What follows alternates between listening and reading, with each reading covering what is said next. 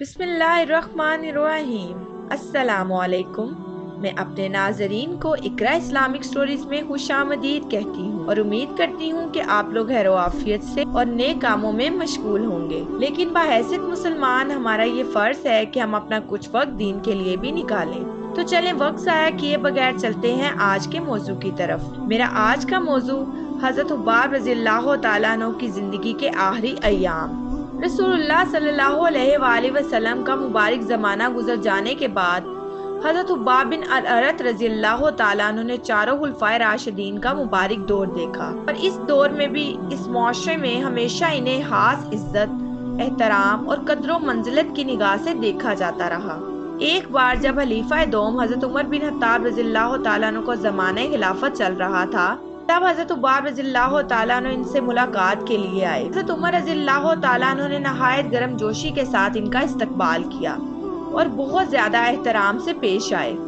اور پھر وہاں موجود دیگر معززین اور شرکائے محفل کی جانب متوجہ ہوتے ہوئے فرمایا، حقیقت یہ ہے کہ یہ جو ہماری طرف سے اس قدر عزت و احترام کا اظہار ہے اور اس قدر پرجوش استقبال ہے، اس کے مستحق بس دو ہی افراد ہیں، ایک تو یہی خباب اور دوسرے بلال۔ اس کے بعد جب پرانے وقتوں کی باتیں ہونے لگی اور بہت سی پرانی یادیں تازہ ہونے لگی، تب حضرت عمر رضی اللہ تعالیٰ عنہ نے حضرت خباب رضی اللہ تعالیٰ عنہ سے دریافت فرمایا، مشکلات سے بھرپور اس ابتدائی دور میں آپ کے ساتھ پیش آنے والا سب سے زیادہ اذیت ناک اور تکلیف دہ واقعہ کیا تھا؟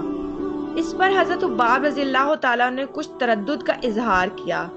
کچھ جھجک محسوس کرنے لگے، لیکن جب حضرت عمر رضی اللہ تعالیٰ عنہ نے اصرار کیا تو حضرت خباب رضی اللہ تعالیٰ عنہ نے زبان سے کچھ کہنے کی بجائے خاموشی کے ساتھ اپنی کمر سے کپڑا ہٹا دیا، اور تب حضرت عمر رضی اللہ تعالیٰ عنہ اور دیگر حاضرین محفل نے جو منظر دیکھا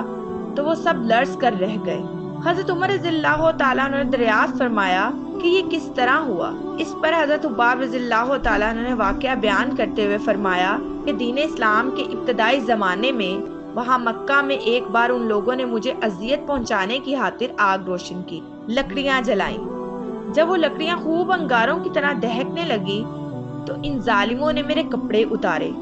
اور مجھے ان دہکتے ہوئے انگاروں پر لٹا دیا، یہاں تک کہ میری کمر سے گوشت پگھل پگھل کر ہڈیوں سے الگ ہونے لگا۔ انگارے اسی طرح دہکتے رہے، آخر یہ ہوا کہ میرے جسم سے پگھل کر پانی اور چربی کے جو قطرات مسلسل ان انگاروں پر ٹپک رہے تھے، ان کی وجہ سے یہ آگ بجھ گئی۔ حضرت خباب رضی اللہ تعالیٰ عنہ کے احلاس کی یہ کیفیت تھی کہ یہ اس قدر دردناک واقعہ بھی انہوں نے محض ان حضرات کی طرف سے اصرار کے نتیجے میں سنایا، ورنہ وہ تو کبھی راہ حق میں اپنے ساتھ پیش آنے والے اس قسم کے واقعات کا کوئی تذکرہ بھی پسند نہیں کیا کرتے تھے، تاکہ نام و نمود اور ریاکاری سے دور رہ سکیں۔ دین اسلام کے ابتدائی دور میں حضرت خباب رضی اللہ تعالیٰ عنہ نے بہت مشکل ترین وقت گزارا تھا۔ مشرکین مکہ کے ہاتھوں اور بالخصوص ان کی جو مالکہ تھی ام انمار، نیز اس کا جو ظالم و جابر اور انتہائی سنگ دل قسم کا بھائی تھا، خاندان بنو خزاعہ کا سردار صبا بن عبد العزا، اس کے ہاتھوں حضرت خباب رضی اللہ تعالیٰ عنہ نے یہ جو تمام تر تکلیفیں اور اذیتیں برداشت کی تھی، حقیقت یہ ہے کہ یہ تو جسمانی تکلیفیں تھیں، جبکہ اس سے قبل زمانے طفولیت سے ہی وہ تو بہت زیادہ ذہنی اور نفسیاتی صدمات بھی اٹھاتے چلے آ رہے تھے۔ بچپن کے دور میں یہ وہاں نجد میں قبیلہ بنو تمیم میں اپنے والدین کے زیر سایہ ہنسی خوشی زندگی بسر کر رہے تھے کہ اچانک دشمن قبیلے نے حملہ کر دیا تھا، اور پھر لوٹ مار اور قتل و غارت گری کا وہی بھیانک سلسلہ چلا تھا کہ جو اس معاشرے کی خاصیت، اور پھر اس دور کے رسم و رواج کے مطابق انہیں قیدی بنا کر فروخت کر دیا گیا تھا۔ اب یہ مختلف آقاؤں کے ہاتھوں سے ہوتے ہوئے آخر مکہ میں ام انمار کی غلامی کے شکنجے میں جا پھنسے تھے۔ یوں اس قبائلی جنگ اور فتنہ و فساد کے نتیجے میں بہت بچپن میں ہی یہ غلامی کی زنجیروں میں ناحق جکڑے گئے تھے، ورنہ اصل میں یہ تو ایک آزاد انسان تھے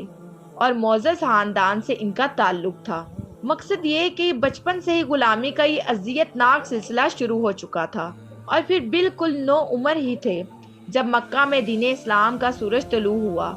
اور تب انہوں نے بلا تردد دعوت حق بر لبیک کہتے ہوئے جب دین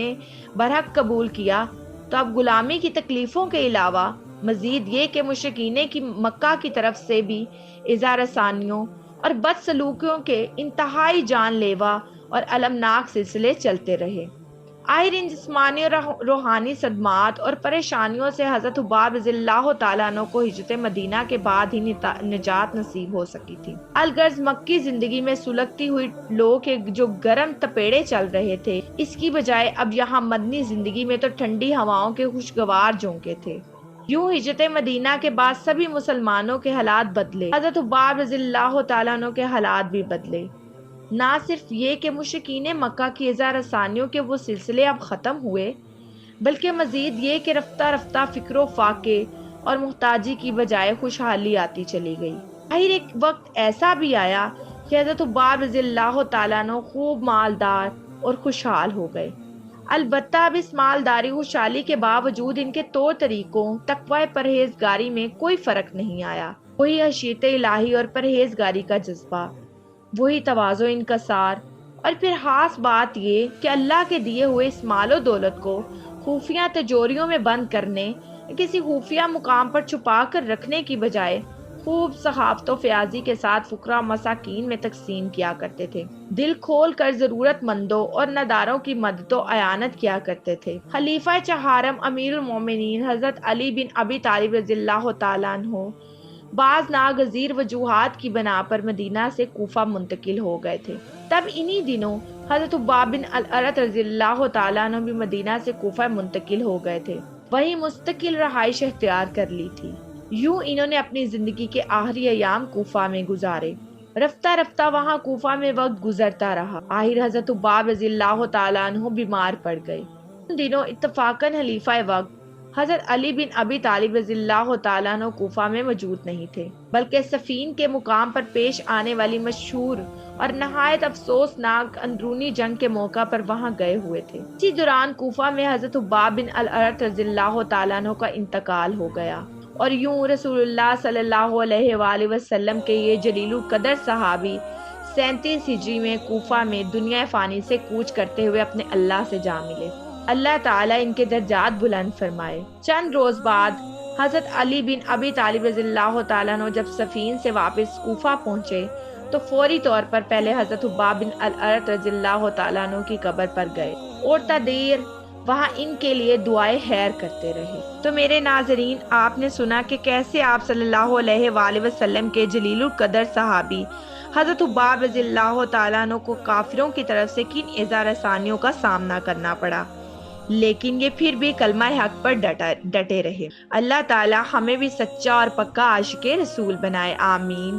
اور مجھے امید ہے کہ آپ ایسے بہت سے اسلامی واقعات سننا چاہتے ہیں، تو ہمارے چینل کو لائک، شیئر اور سبسکرائب کرنا مت بھولیں، اور ساتھ ہی ساتھ بیل آئیکن بٹن کو ضرور دبائیں تاکہ ہر آنے والی نئی ویڈیو کا نوٹیفیکیشن آپ کو آپ کی اسکرین پر ملے۔ شکریہ، اللہ حافظ۔